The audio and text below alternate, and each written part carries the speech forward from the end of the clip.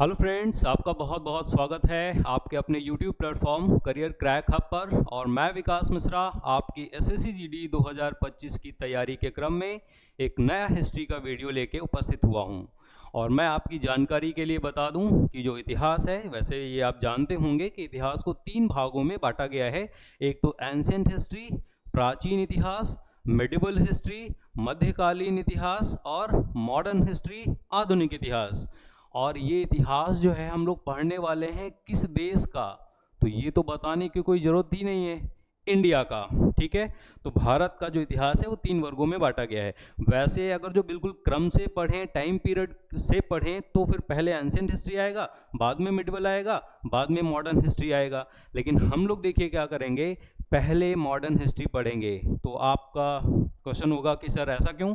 तो modern history या आधुनिक भारत के इतिहास से क्वेश्चन आने की टेंडेंसी ज़्यादा रहती है, तो पहले वो हम पढ़ लेंगे। और क्योंकि हमको पता है कि पहले जब चीज़ें पढ़ाई जाती हैं तो आपका दिमाग थोड़ा कॉन्शियस ज़्यादा रहता है, वो दिमाग में चीज़ें ज़्यादा जाती हैं। तो पहले हम लोग पढ़ेंगे मॉडर्न हिस्ट्री, आधुनिक भारत का इतिहास, और उसके बाद एंशिएंट हिस्ट्री और मिडिवल हिस्ट्री। ठीक है, एक बार हम लोग जो है अपना लेक्चर स्टार्ट करते हैं। तो देखिए ये जो फर्स्ट स्लाइड है, फर्स्ट स्लाइड में क्या लिखा हुआ है कि मध्यकाल में यूरोप और इंडिया का व्यापार कई मार्गों से होता था। ठीक है, ये इसका मतलब क्या हुआ? इसका मतलब ये हुआ कि जो अपनी जो मॉडर्न हिस्ट्री है ना, आधुनिक भारत का जो इतिहास है, उसकी शुरुआत कब से होती है? तो जब यूरोपियन लोग भारत में व्यापार करने के लिए आते हैं तब से। ठीक है, लेकिन क्या उसके पहले जो है यूरोपियन लोग नहीं आते थे इंडिया में? तो उसके पहले भी यूरोपियन लोग इंडिया में आते थे। और यदि आपने एंशिएंट हिस्ट्री में पढ़ा हो कि सिंधु घाटी सभ्यता, इंडस वैली सिविलाइजेशन, तो उस टाइम पर भी हमारा जो व्यापार है वो मेसोपोटामिया की सभ्यता के साथ या दूसरे देशों के साथ होता रहा है। इसका मतलब ये कोई नई बात नहीं है, प्राचीन काल से ही हमारा जो व्यापार है दूसरे दूसरे देशों के साथ होता रहा है। ठीक है, तो फिर मध्यकाल में यूरोप और इंडिया का जो व्यापार है बहुत सारे मार्गों से होता था। एक तो देखिए क्या था कि लैंड वाला रास्ता था, भाई जमीन जमीन आ जाओ, है ना, यूरोप से इंडिया तक। और दूसरा कौन सा था कि आप पानी में आओ, जल में आओ। और ये रास्ता मैंने लिखा है कि ये रास्ता कैसा कैसा था। तो लैंड वाला देखिए, अभी देखो मैं यहाँ पर पढ़ूंगा तो आपके दिमाग में मैप नहीं बनेगा, आगे की स्लाइड में मैं आपको मैप दिखाऊंगा तो आपको क्लियर हो जाएगा। तो लैंड वाले से कैसे कैसे आते थे? तो बाल्कन प्रदेश, यूरोप में जो है एक पेनिनसुला पड़ता है, प्रायद्वीप पड़ता है बाल्कन, तो वहां से फिर टर्की आते थे, टर्की से फिर कहाँ आते थे? ईरान आते थे, फिर इराक आते थे, और फिर अफगानिस्तान आते थे। और अफगानिस्तान, ये जैसे कि इंडिया है और इधर अगर जो अफगानिस्तान है, तो अफगानिस्तान जब आते थे, और फिर यहाँ पर हिमालय है ना, हिमालय है, माउंटेन है, तो माउंटेन में जो दर्रे बने हैं, पास बने हैं, तो वो दर्रे जो है या पास जो है उनसे होकर जो है फिर इंडिया में लोग आते थे। एक बार ये वाला रूट हम लोग देखते हैं, देखिए कैसे कैसे आते थे। तो आपको मैं मैप दिखाऊं तो ये रहा, तो ये देखो यूरोप है। ठीक है, तो कॉन्टिनेंट आपको पता होगा कितने हैं, एक बार मैं पेन का कलर चेंज कर लूं। ठीक है, तो ये देखिए अपना यूरोप है, और ये रहा अपना इटली। ठीक, अब देखो कैसे होता था। तो बाल्कन जो है, बाल्कन कह लीजिए या यूरोप कह लीजिए, यूरोप से जो है ऐसे ऐसे आया जाता था, और फिर टर्की आया जाता था। टर्की से फिर कहाँ जाते थे? टर्की से जो है फिर इराक जाते थे, फिर ईरान जाते थे, फिर अफगानिस्तान जाते थे, और फिर यहाँ पर दर्रे पड़ते थे, पासेस पड़ते थे, फिर इंडिया में आ जाते थे लोग। तो एक तो ये वाला रास्ता हो गया लैंड लैंड होके। और दूसरा कौन सा था? दूसरा था पानी वाला, मतलब जल में उतर के आपको आना पड़ता। तो वो कैसा रास्ता था, पहले हम स्लाइड पे देखते हैं। ये देखिए जल के जो रास्ते थे, वो एक जो रास्ता है वो कौन सा था? फारस की खाड़ी वाला। और दूसरा कौन सा था? बी वाला, तो ये था लाल सागर वाला, लाल सागर या रेड सी वाला था। तो ये देखिए एक बार क्या है, ये भी एक बार मैप में आप इस पर नज़र डालिए। तो इंडिया से ऐसे चले, और ये है फारस की खाड़ी। मैं एक बार पेन का कलर चेंज कर लूँ, हाँ ठीक है। तो ये देखिए इंडिया से ऐसे चले, और ये जो है फारस की खाड़ी गए, और फारस की खाड़ी से फिर यहाँ पर जो है इजिप्ट गए, और इजिप्ट में एक प्लेस पड़ता था अलेक्जेंड्रिया, यहाँ पर जो है अपना सामान उतारा, क्योंकि आगे अब कैसे ले जाओगे, आगे तो पानी है, फिर जहाज़ों में लादा, और उसके बाद यूरोप पहुंचा दिया। तो एक ये वाला है, और ये है रेड सी, है ना, तो ये है रेड सी। तो रेड सी वाला कौन सा रास्ता था? ऐसे ऐसे आए, रेड सी गए, और फिर अलेक्जेंड्रिया, और फिर जाके पानी में उतार के और फिर यूरोप पहुंचा दिया। तो ये 3 रास्ते थे। ठीक है, एक बार दूसरी स्लाइड में भी देख लो, ये थोड़ा सा बड़ा मैप है। तो इंडिया से जल वाला रास्ता देखो जरा, इंडिया से रेड कलर कर लूँ, हाँ ठीक है। तो इंडिया से ऐसे गए और फारस की खाड़ी और फिर ऐसे अरेबियन कंट्री और फिर आपने अलेक्जेंड्रिया ये रहा यहाँ पहुँचाया, पानी में उतार के फिर आपने कहाँ पहुँचा दिया, यूरोप पहुँचा दिया। ठीक है, और ये वाला देखो रेड सी, और फिर यहाँ पर लाए, फिर पानी के रास्ते पहुँचा दिया। और लैंड वाला कैसे आते थे, तो लैंड वाला ऐसे आते थे, टर्की और फिर इराक, फिर ईरान और फिर कहाँ पर, फिर अफगानिस्तान, और फिर यहाँ पर पास पड़ते थे, दर्रे पड़ते थे, फिर इंडिया आ जाते थे। तो ऐसे ये रास्ते होते थे। लेकिन एक दिक्कत थी, ये जो रेड सी वाला जो है ना, ये जो रेड सी है, यहाँ पर कोहरा बहुत था। तो कोहरा अगर जो बहुत था तो ये वाला जो मार्ग से जो है यहाँ से इस रास्ते से आना थोड़ा कठिन था। इस वजह से जो प्रचलित रास्ते थे वो पर्शियन गल्फ या फारस की खाड़ी वाला था, और लैंड वाले की बात करें तो आपको मैंने बताया वो वाला था। ठीक है, तो फिर यहाँ पर एक सेकेंड, हाँ हाँ ठीक है, तो ये वाला हो गया, ये पॉइंट क्लियर। देखिए अलेक्जेंड्रिया का नाम भी मैंने लिखा है, और अलेक्जेंड्रिया कहाँ पड़ता है कोई पूछे तो मिस्र में पड़ता है, इजिप्ट में पड़ता है। तो ये वाले रास्ते जो है हमारे द्वारा या व्यापारियों के द्वारा यूज किए जाते थे। उसके बाद देखिए अब यूरोपियों का आगमन व नए समुद्री मार्गों की खोज, मतलब जो यूरोपियन लोग आए उन्होंने नए नए समुद्री मार्गों की खोज की। पहले से इतने रास्ते थे लेकिन कुछ कठिनाई आ गई, रास्ते बंद हो गए या यूरोपियों को ट्रेड करने से रोक दिया गया। इस वजह से नए नए रास्ते अब खोजे जाएंगे। तो इसके बारे में देखिए क्या है, क्यों नए रास्तों की खोज हुई, यूरोपियंस ने क्यों नए रास्ते खोजे। तो पहला पॉइंट इसमें देखिए क्या है, फर्स्ट पॉइंट पुनर्जागरण। पुनर्जागरण का मतलब होता है नए नए विचार आ गए यूरोप में, नए नए विचार आए, नई नई कलाएं, नए नए जो है वहाँ पर ट्रेडिशंस, कल्चर सारा चेंज हो गया यूरोप में। ठीक, उसको बोलते हैं पुनर्जागरण का काल। अब जब पुनर्जागरण का काल आया तो वहाँ पर नए नए विचार भी आ गए। ठीक, अब नए नए विचार आए, ठीक है, नए विचार आएंगे तो उन विचारों के अनुसार एक नया वर्ग पैदा होगा। नया वर्ग का मतलब लोगों की थिंकिंग चेंज होगी, थिंकिंग चेंज होगी, व्यापारी भी आएंगे, व्यवसायी भी आएंगे, बैंक खुलेंगी, बैंकर्स आएंगे। तो ये सारी चीज़ें वहाँ पर होने लगी यूरोप में।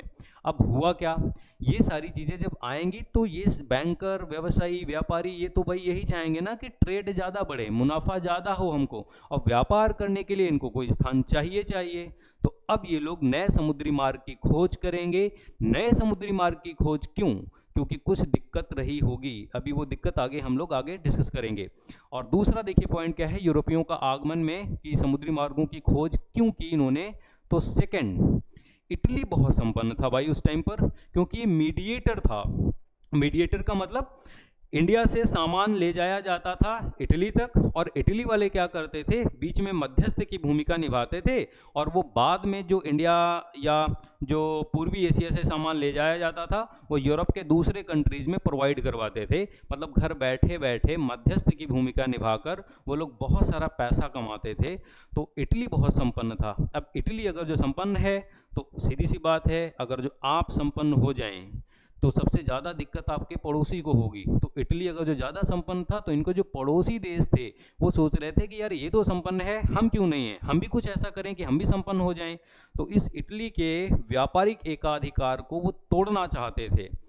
तो यूरोप के देश देखिए क्या करना चाहते थे, इटली के व्यापारिक एकाधिकार को तोड़ना चाहते थे। ठीक, अब तोड़ना चाहेंगे तो वो नए नए समुद्री मार्गों की खोज भी अभी करेंगे।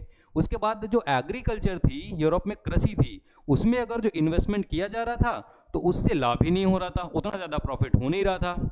अब उतना ज़्यादा प्रॉफिट नहीं होगा तो भाई प्रॉफिट दूसरी जगह से जो है हमको गेन करना पड़ेगा, और वो प्रॉफिट आएगा व्यापार से।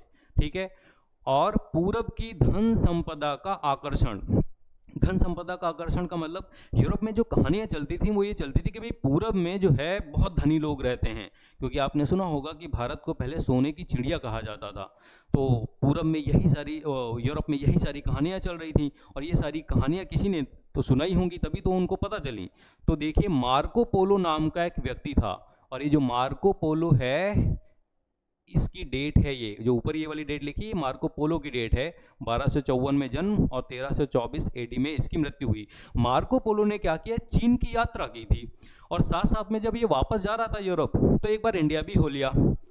और ये जब वहाँ पर गया तो खूब कहानियाँ सुनाया कि भाई ऐसा है, बहुत अमीर लोग हैं, और ये है, सोना है, चांदी है, काली मिर्च है, अगर जो वहाँ से व्यापार करने लगो तो मज़ा आ जाएगा। अब इसकी कहानियाँ सुन सुन के सारे लोगों की इच्छा यूरोप में ये होने लगी कि भाई अब तो जो है इंडिया के साथ में या पूर्वी एशिया के साथ में व्यापार करना है। साथ साथ में देखिए यहाँ पर क्या हुआ कि ईसाई धर्म यूरोप में, क्योंकि ईसाई धर्म आया और ईसाई धर्म को फैलाने की चाहत है यूरोप के लोगों में। अब सीधी सी बात है, ईसाई धर्म जो है फैलेगा तो तभी जब दूसरे लोग मिलेंगे वो एक्सेप्ट करेंगे, और दूसरे लोग कहाँ मिलेंगे तो एशिया में मिलेंगे। यहाँ पर चलना चाहिए ईसाई धर्म के प्रसार के लिए, ठीक है। और देखिए क्या है रीजन कि 15वीं और 16वीं सदी में प्रिंटिंग का विकास हो गया। पहले क्या था कि विचार लिख लिए जाते थे और वो एक ही जगह रह जाते थे, लेकिन अब अगर जो कोई कहानी सुनाएगा तो उस कहानी को लिखा जाएगा और वो विचार बहुत तेजी से फैल जाएंगे, तो सबके मन में होगा कि चलो भाई पूरब बहुत अच्छा है, वहीं चलते हैं। तो प्रिंटिंग का विकास हो गया, मैप बनने लगे। अब मैप बनने लगे तो लोगों को पता चलने लगा कि हाँ कौन सी जगह कहाँ पर है, कैसे कैसे जाना है, कितनी दूर है, ठीक।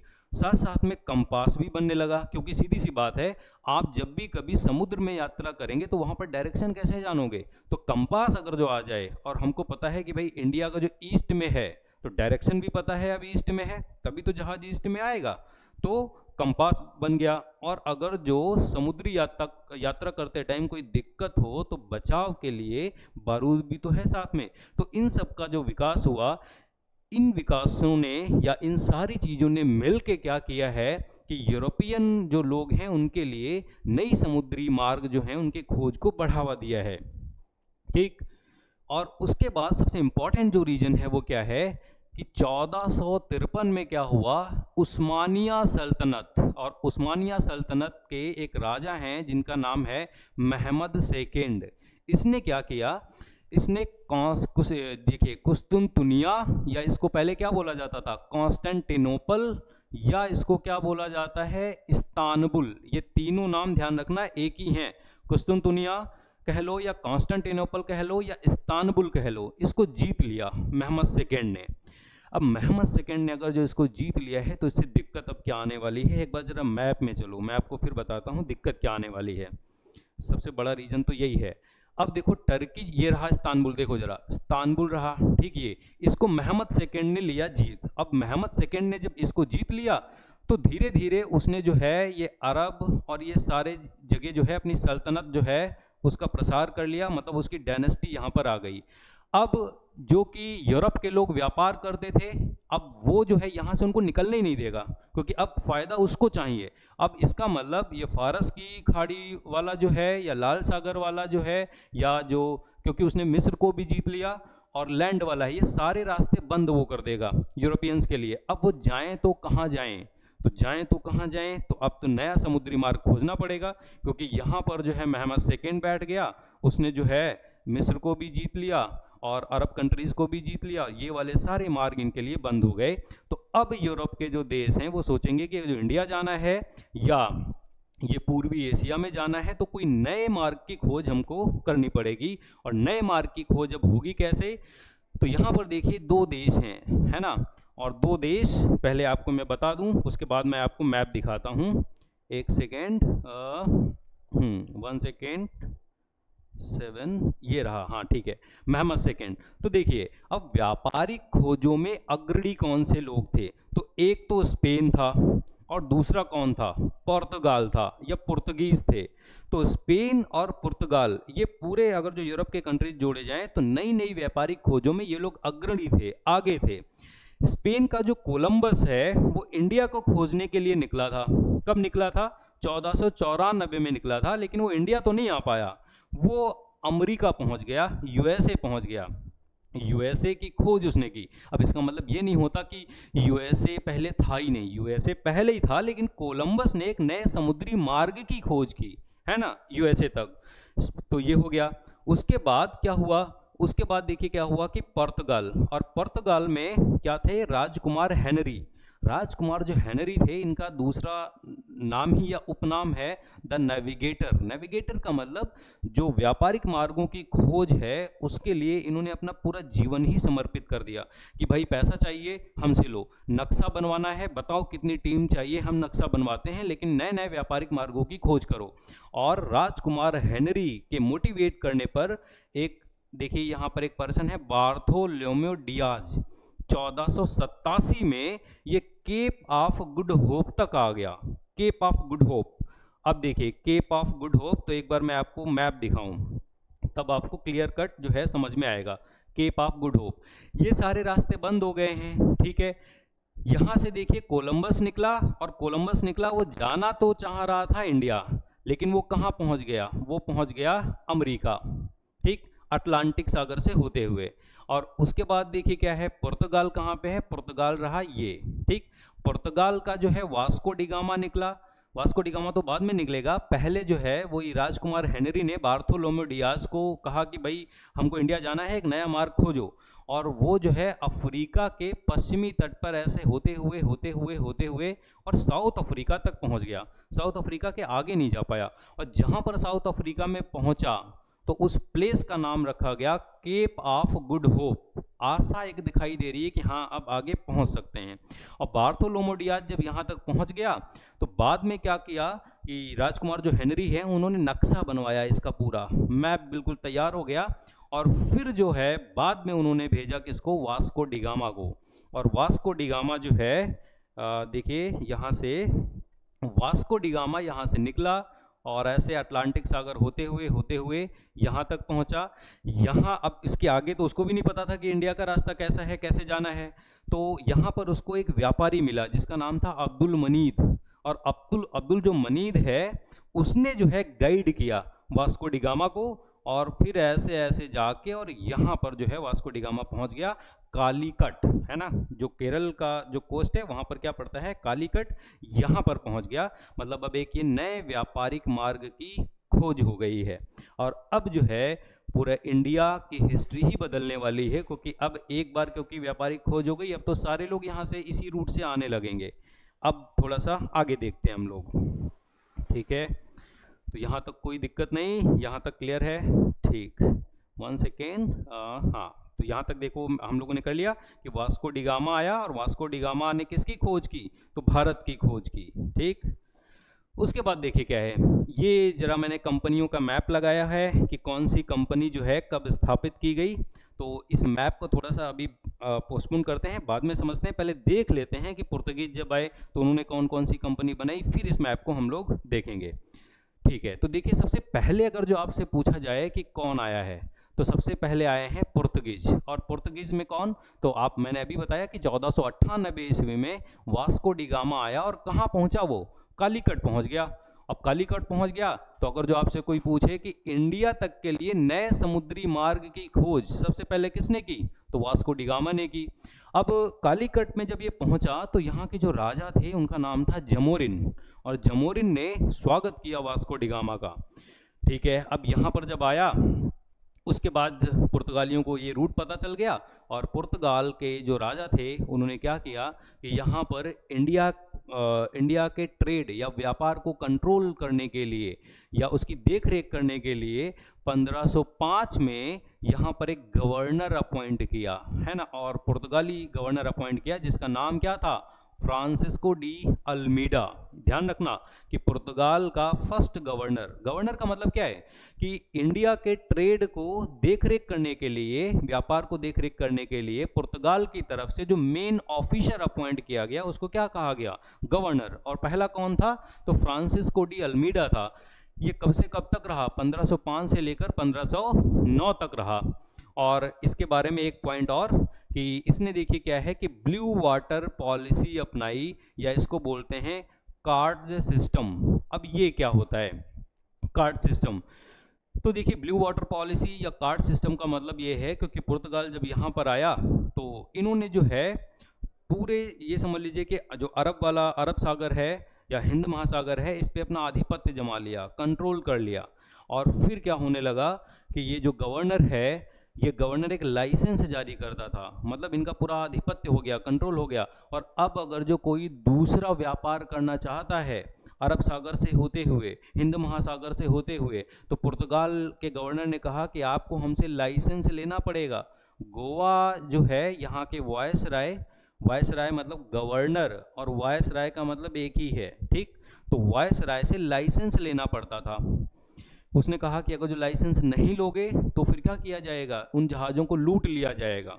और यहाँ तक कि हमारे यहाँ पर जो मुग़ल लोग थे, अकबर को भी अरब सागर से अगर जो ट्रेड करना होता था, हिंद महासागर में अगर जो व्यापार करना होता था पानी के रास्ते, तो वो लाइसेंस लेना पड़ता था, क्योंकि मुग़लों की नौसेना अच्छी नहीं थी। और इसी को बोला जाता है कार्ट सिस्टम। कार्ट्स का मतलब लाइसेंस लेना पड़ता था। और ब्लू वाटर पॉलिसी का मतलब क्या है, क्योंकि ये जो फ्रांसिस्को डी अल्मेडा है, इससे ये कह के ही भेजा गया था कि मैं तुमको गवर्नर अपॉइंट कर रहा हूँ, पुर्तगाल ने कहा, लेकिन हिंद महासागर पे अपना राज स्थापित कर दो। इसी को बोला जाता है ब्लू वाटर पॉलिसी या कार्ड सिस्टम, ठीक है। ये क्योंकि क्वेश्चन आ चुका है, इस वजह से जो है मैंने यहाँ पर रखा हुआ है, ठीक है। उसके बाद देखिए दूसरा जो गवर्नर है वो अपॉइंट किया गया कब, 1509 में पुर्तगाल ने अपॉइंट किया। और वो कौन थे, अल्फांसो डी अल्बुकर्क। कब से कब तक रहे हैं ये, तो 1509 से 1515 तक रहे हैं। इनके कुछ इंपॉर्टेंट काम देखिए, आप पढ़ लीजिए। तो इन्होंने, ये क्वेश्चन आए हुए हैं आपके प्रीवियस ईयर के एग्जाम में, इस वजह से ये मैंने यहाँ पर नोट डाउन किया हुआ है। और गोवा को इन्होंने क्या किया, कैप्चर किया, कब, 1510 में। और ये यूपीपीसीएस में क्वेश्चन आया था कि गोवा को जो कैप्चर किया, गोवा को जो छीना, किससे छीना, तो ध्यान रखना बीजापुर के सुल्तान से इसने छीना था, ठीक। दूसरा देखिए महत्वपूर्ण काम जो अल्फांसो डी अल्बुकर्क ने किया, हिंदू महिलाओं से विवाह की नीति। क्योंकि जानता था कि हम लोग यहाँ पर आए तो हैं लेकिन हम लोग कम हैं, अगर जो स्थायी आबादी बसाना है इंडिया में, तो जो पुर्तगाली हैं उनको आप प्रेरित करें कि वो हिंदू महिलाओं से विवाह करें। और हिंदू महिलाओं से विवाह करेंगे तो अब पुर्तगालियों की आबादी यहाँ पर क्या होगी, बढ़ेगी। और इसी वजह से क्वेश्चन आता है कि बताइए पुर्तगाली शक्ति का इंडिया में वास्तविक संस्थापक कौन था। वास्तव में जिसने जो है पुर्तगाल का शासन स्थापित कर दिया, तो वास्तविक संस्थापक था अल्फांसो डी अल्बुकर्क, ठीक है। और एक और इम्पॉर्टेंट बात, ये जो अल्फांसो डी अल्बुकर्क जो है, जिसने इंडिया में इसने जितने भी क्षेत्र जीते वहाँ पर इसने सती प्रथा को बंद करवा दिया।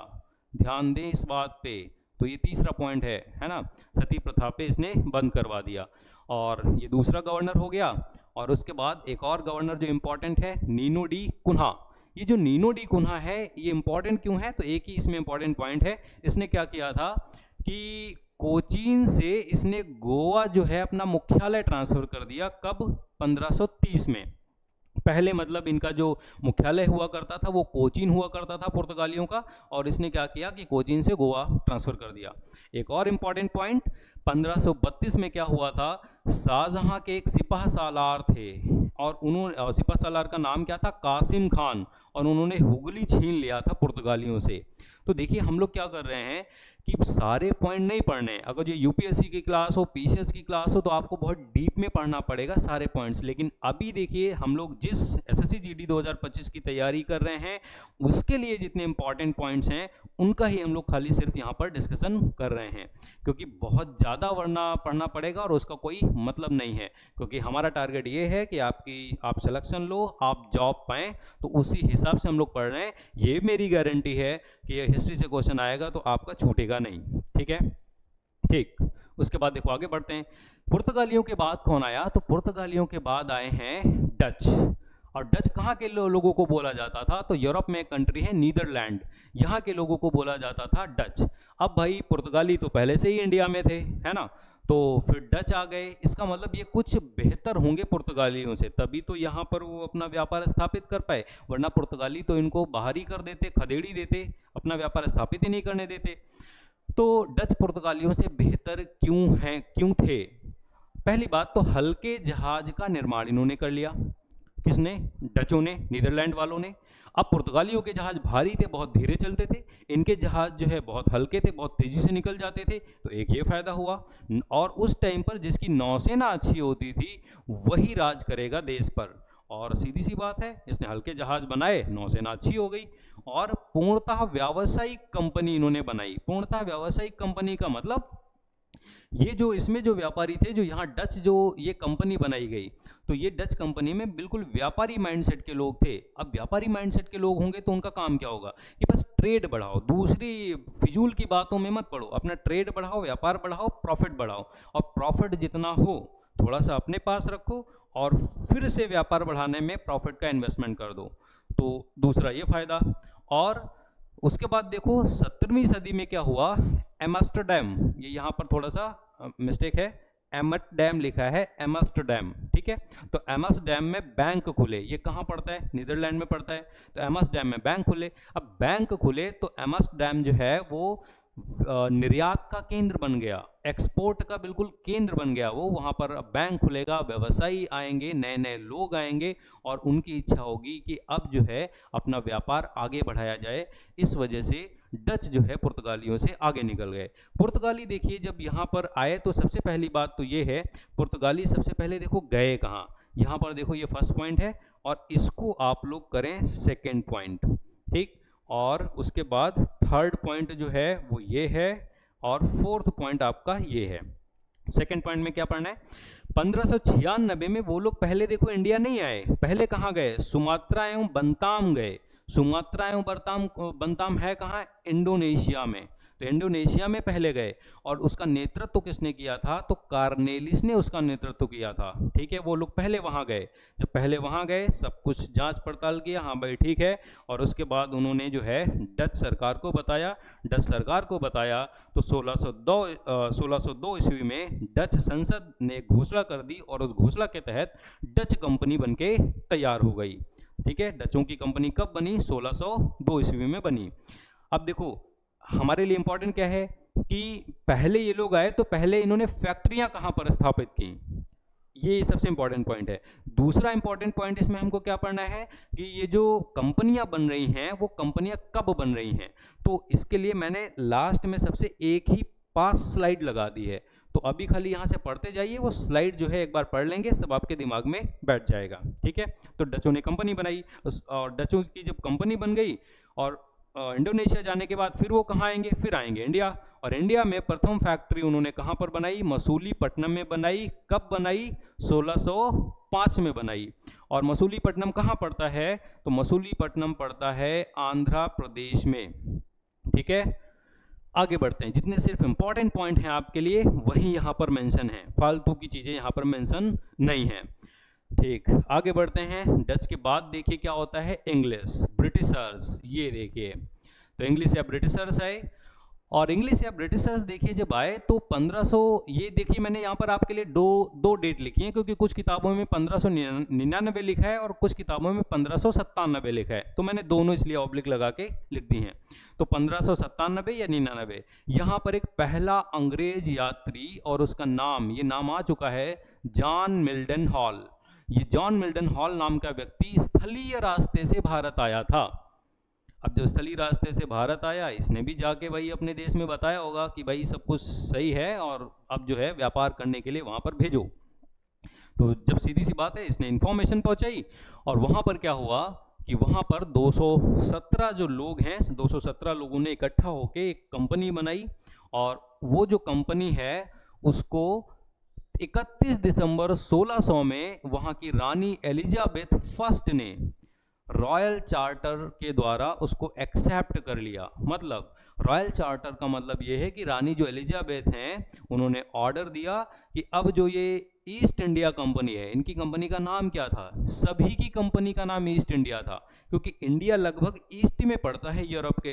तो सब ने, जैसे फ्रांस ने कंपनी अपनी बनाई तो उन्होंने भी अपनी कंपनी का नाम क्या रखा, ईस्ट इंडिया कंपनी, ठीक है। और इंग्लैंड ने जब बनाया तो उनकी कंपनी का भी नाम ईस्ट इंडिया कंपनी। हालांकि ऑफिशियल नेम फ्रेंच भाषा में कुछ और था, लेकिन जनरली हम लोग सभी की कंपनियों को ईस्ट इंडिया कंपनी कहते हैं। क्यों, क्योंकि इंडिया सबके ईस्ट में पड़ता था। तो 31 दिसंबर 1600 में क्या हुआ, रानी एलिजाबेथ फर्स्ट ने एक रॉयल चार्टर जारी किया और बोला ये जो ईस्ट इंडिया कंपनी है ये भारत के साथ व्यापार करेगी, ऑफिशियली उन्होंने बोल दिया, ठीक है। उसके बाद जब व्यापार करेगी, ये ऑर्डर भी मिल गया, अनुमति भी मिल गई भाई एलिजाबेथ फर्स्ट की तरफ से, तो यहाँ पर जो है 1608 में कौन आया? विलियम हॉकिंस आया। ये यूपी पीसीएस में क्वेश्चन आ चुका है। तो 1608 में विलियम हॉकिंस आया और किसके दरबार में आया? तो उस टाइम पर यहाँ पर देखो जहांगीर का शासन हुआ करता था, तो जहांगीर के टाइम पर विलियम हॉकिंस यहाँ पर इंडिया आया, ठीक है। और विलियम हॉकिंस जब इंडिया आया तो उसने बातचीत की, लेकिन बातचीत देखिए बन नहीं पाई। बातचीत बन क्यों नहीं पाई? क्योंकि पुर्तगाली जो लोग हैं वो अपोज करने लगे कि भाई हम तो यहाँ पहले से ही हैं, और आप अगर जो इनको ब्रिटिशर्स को भी अगर जो व्यापार करने की अनुमति दे दोगे तो हमारा क्या होगा? तो पुर्तगालियों के अपोज के कारण जो जहांगीर हैं उनसे अनुमति विलियम हॉकिंस को नहीं मिल पाई फैक्ट्री स्थापित करने की, या यूं कह लें कि व्यापार करने की, ठीक है। तो विलियम हॉकिंस आया और उसके बाद देखो इनको अनुमति भी मिलेगी, लेकिन कब मिलेगी? तो जब अनुमति मिली नहीं, और जो गुजरात में सूरत है, सूरत में अपनी फैक्ट्री स्थापित करना चाहते थे ब्रिटिशर्स, लेकिन अनुमति नहीं मिल पाई पुर्तगालियों के अपोज के कारण। तो 1611 में देखो उन्होंने क्या किया, अपनी फर्स्ट फैक्ट्री बनाई। कहाँ पर? मसूलीपट्टनम में। और मसूलीपट्टनम कहाँ पर पड़ता है? आंध्र प्रदेश में पड़ता है, ठीक है। लेकिन ये फैक्ट्री कैसी थी? ये टेम्परेरी फैक्ट्री थी, ये स्टेबल वाली फैक्ट्री नहीं थी, क्योंकि जहांगीर से अनुमति मिली नहीं, ठीक है। और उसके बाद में क्या हुआ? उसके बाद में 1613 ईस्वी में इन्होंने पहली परमानेंट फैक्ट्री बनाई है। कहां पर? गुजरात के सूरत में बनाई है। क्यों ऐसा हुआ? तो 1600 देखिए 11-12 में क्या हुआ कि वॉर हुआ पुर्तगाल और किसके बीच में? इंग्लिश के बीच में, ब्रिटिशर्स के बीच में, और ब्रिटिशर्स ने उस वॉर को जीत लिया। अब जीत लिया तो जहांगीर भी खुश हो गया। अभी तक जहांगीर के मन में ये था कि पुर्तगालियों की भैया नौसेना बहुत अच्छी है, लेकिन जब ब्रिटिशर्स ने जो है उनको हरा दिया, तब जहांगीर के मन में लगा कि यार ये तो काम के इंसान हैं, और इसी वजह से जहांगीर ने अनुमति भी दे दी। और इसी वजह से फिर फर्स्ट परमानेंट फैक्ट्री जो है ब्रिटिशर्स ने कहाँ पर खोली? सूरत में खोली। उसके बाद फिर से जो है अपना एक दूत भेजा। किसने? वहाँ के ब्रिटेन के राजा जेम्स फर्स्ट ने अपना एक दूत भेजा कि भाई ट्रेड या व्यापार करने के और अधिकार प्राप्त करने के लिए जहांगीर के दरबार में। और वो कौन था? तो ये भी इंपॉर्टेंट पॉइंट है, थॉमस रो जो है वो आया जहांगीर के दरबार में 1615 में। उसके बाद कुछ इंपॉर्टेंट पॉइंट देखिए कि 1640 में क्या हुआ? मद्रास की स्थापना की ब्रिटिशर्स ने, और मद्रास की स्थापना की और वहां पर एक दुर्ग बनाया। दुर्ग का मतलब मद्रास था, और वहां पर चार दीवारी से ऐसे ऐसे घेर दिया। अब चार दीवारी से घेर क्यों दिया? क्योंकि इनको भी तो डर था कि कहीं दूसरी जगह से वॉर हो जाए तो बचने के लिए कुछ जगह भाई होनी चाहिए कि नहीं। तो यहाँ पर एक दुर्ग बनाया इन्होंने, और उस दुर्ग का नाम क्या रखा? सेंट जॉर्ज दुर्ग, ठीक है। और उसके बाद 1668 में बंबई भी कंपनी के। उसके बाद आया है डेनमार्क वाले लोग। डेनमार्क कंट्री है यूरोप में, वो लोग आए और इन्होंने देखो 1616 में जो है अपनी कंपनी स्थापित की। और कंपनी जो स्थापित की है वो कहाँ पर की है? तो तमिलनाडु में एक प्लेस है ट्रैंक्यूबार, 1620 में इन्होंने स्थापित की है। ये बहुत ज़्यादा इंपॉर्टेंट नहीं रहे ये डेनमार्क वाले, क्योंकि इन्होंने कुछ ही समय के बाद अपना सारा व्यापार अंग्रेजों को बेच दिया और यहाँ से बोरी बिस्तरा बांध के वो निकल गए अपने यूरोप। तो ये बहुत ज़्यादा इंपॉर्टेंट नहीं है, बस इतना सा इंपॉर्टेंट पॉइंट याद रखना दो कि 1616 में इन्होंने कंपनी अपनी इस्टेब्लिश की और पहली फैक्ट्री इंडिया में कहाँ खोली? तो ट्रैंक्यूबार में। ट्रैंक्यूबार है कहाँ पर? तमिलनाडु में। और कब? 1620 में इन्होंने खोली। फिर देखिए कौन लोग आए? फिर आए फ्रेंच लोग। और फ्रेंच लोग आए तो यहाँ पर देखो फ्रेंच में जो है लुई 14वें का शासन चलता था, वहाँ के मतलब राजा लुई 14वां, और उनके जो मंत्री हैं कॉलबर्ट, इनके सलाह पर लुई 14वें के द्वारा कंपनी बनाई गई 1664 में, French east India company. French east India company जब बनती है तो वो भी इंडिया आती है और उसने क्या किया? उसने अपनी पहली फैक्ट्री 1668 में ही ओपन की। कहाँ पर? सूरत में ओपन की, ठीक है। और उसके बाद देखिए क्या है कि दूसरा इंपॉर्टेंट पॉइंट क्या है? 1669 में इन्होंने सेकंड कारखाना खोला था। कहाँ पर? मसूलीपट्टनम। और मसूलीपट्टनम कहाँ पर है? हमको पता है ये आंध्र प्रदेश में है, ठीक है। और सूरत कहाँ पर है? तो सूरत है गुजरात में, ये तो आपको पता ही है, ठीक। और देखिए अब ये मैंने आपके पास आपके लिए एक स्लाइड लगा दी है अलग से कि यूरोपियन कंपनियां और उनकी स्थापना कब कब हुई। तो स्थापना कब हुई ये याद कर लो तो बेटर है, अदरवाइज ये जरूर याद होना चाहिए कि कौन पहले आया कौन बाद में आया। तो एक बार देखो मैं इसके लिए एक ट्रिक लिख दूँ आपसे। हिंदी में एक ट्रिक है, ये यूट्यूब पे जो है बहुत सारे लोग ये वाली ट्रिक बताते हैं, लेकिन मैं भी आपको ये बता रहा हूँ क्योंकि इसे याद रखना आसान है। और पुत्र अड़ा, ठीक है, और डैड, पुत्र अड़ा और डैड फंसा, ये ट्रिक जो है, ये ट्रिक किसकी है? तो ये जो ट्रिक है, पुत्र का मतलब पुर्तगाली हो गए, ठीक है, अड़ा का मतलब कौन हो गया? अंग्रेज हो गए, और डा का मतलब क्या हो गया? डेनिस, डा का मतलब डच हो गए। देखो सबसे पहले कंपनी की स्थापना किसने की? पुर्तगाल ने की, उसके बाद अंग्रेज ने की, उसके बाद किसने की? डच ने की, उसके बाद किसने की? डेनिस ने की, फिर किसने की? फ्रांसीसी लोगों ने की, और फिर कंपनी किसने बनाई? स्वीडिश ने बनाई। तो सबसे पहले पुर्तगाल हो गया नंबर फर्स्ट पे, उसके बाद ऑफ आर अंग्रेज लोग हो गए सेकंड पे, उसके बाद देखो तीसरे नंबर पे डच है, तो ये तीसरे नंबर पे इन्होंने कंपनी अपनी बनाई, ठीक है। और उसके बाद देखो डैड मतलब फोर्थ नंबर पे किसने बनाई? Dad for Dennis. और उसके बाद देखो किसने बनाई? फ्रांस, फ्रेंच लोगों ने बनाई। और फिर किसने बनाई है? फिर स्वीडिश लोगों ने बनाई है। तो पांचवें नंबर पे फ्रांस को लिख दो, और साफार स्वीडिश तो छठे नंबर पे इन्हें लिख दो। तो ऐसे पुत्र अड़ा डैड फंसा, पुर्तगाल, अंग्रेज, डच, डेनिस, फ्रांस और स्वीडिश, तो ऐसे इन्होंने कंपनी बनाई है, ठीक है। अब देखिए क्या है कि फैक्ट्री इन्होंने जो खोली है, ये तो कंपनी बनाने का क्रम हो गया, ये वाला इधर से टाइम पीरियड आप देख लेना, है ना। और फिर उन्होंने फैक्ट्री देखो कहाँ कहाँ पर खोली है। सबसे पहले तो ये रहा यूरोपियन कंपनियों की प्रथम फैक्ट्रियाँ, इन्होंने प्रथम फैक्ट्री कहाँ पर लगाई हैं? तो पुर्तगाली जो लोग हैं इन्होंने देखो अपनी प्रथम फैक्ट्री कहाँ पर खोली थी? कोचीन में खोली थी, कोचीन, ठीक। और कोचीन कहाँ पर है? तो कोचीन हमको पता है कि भाई ये है केरल में है, ठीक। तो यहाँ पर इन्होंने खोली कब? 1503 में। जो डच लोग हैं, डचों ने अपनी पहली फैक्ट्री कहाँ पर खोली? मसूलीपट्टनम में खोली, और मसूलीपट्टनम में 1605 में, और यहाँ पर मैं शॉर्ट में लिख रहा हूँ आंध्रा प्रदेश में है ये। अंग्रेजों ने भी पहली फैक्ट्री कब खोली? तो 1611 में खोली थी। कहाँ पर? मसूलीपट्टनम में ही खोली थी, क्योंकि उनको सूरत में वो खोलना चाहते थे, लेकिन जहांगीर से परमिशन नहीं मिली थी, ठीक है। और ये मसूलीपट्टनम है कहाँ? तो आंध्र प्रदेश में है। और डेनिस जो है इन्होंने अपनी फैक्ट्री कहाँ पर खोली? तो ट्रैंक्यूबार में खोली, और ट्रैंक्यूबार जो है ये है कहाँ पर? तो मैं शॉर्ट में लिख रहा हूँ, ये तमिलनाडु में है, ठीक। ट्रैंक्यूबार कहाँ पर है? तमिलनाडु में है। और फ्रांसीसी लोगों ने अपनी फैक्ट्री जो है सबसे पहली वाली कहाँ पर खोली? तो गुजरात के सूरत में खोली है। कब खोली है उसका टाइम पीरियड भी लिखा हुआ है।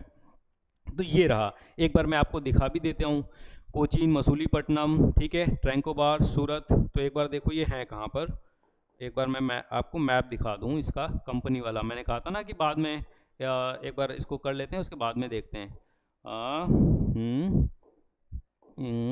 और ये रहा, ठीक है। तो मसूलीपट्टनम देखो कहाँ पर है? मसूलीपट्टनम ये रहा आपका। उसके बाद सूरत देखो कहाँ पर है? सूरत आपका ये रहा, ठीक है। और उसके बाद ट्रैंकोबार देखो कहाँ पर है? ट्रैंकोबार ये रहा। और उसके बाद कोचीन कहाँ पर है? ये रहा, ठीक है। तो कोचीन, ट्रैंकोबार, मसूलीपट्टनम, सूरत। हालांकि और भी हैं यहाँ पर फैक्ट्रियाँ, लेकिन वो सब याद करने की ज़रूरत आपको नहीं है, बस पहली पहली फैक्ट्री आपको पता होनी चाहिए। तो यहाँ पर देखिए क्या है कि हमने ये इन चीज़ों का डिस्कशन किया है, और हम लोग ऐसे ही हिस्ट्री की क्लासें जो है आगे बढ़ाते रहेंगे, और आपके लिए अच्छे अच्छे वीडियो लेके आते रहेंगे। और आप अपने लाइक, सब्सक्राइब और कमेंट्स के माध्यम से आप अगर जो कुछ भी एक्स्ट्रा पूछना चाहें तो वो पूछ सकते हैं।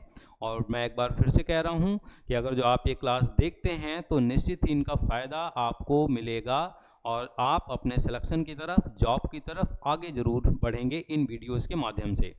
और फिर वही, मैं आपका बहुत बहुत धन्यवाद और आपका बहुत बहुत शुक्रिया अदा करता हूँ ये वीडियो देखने के लिए।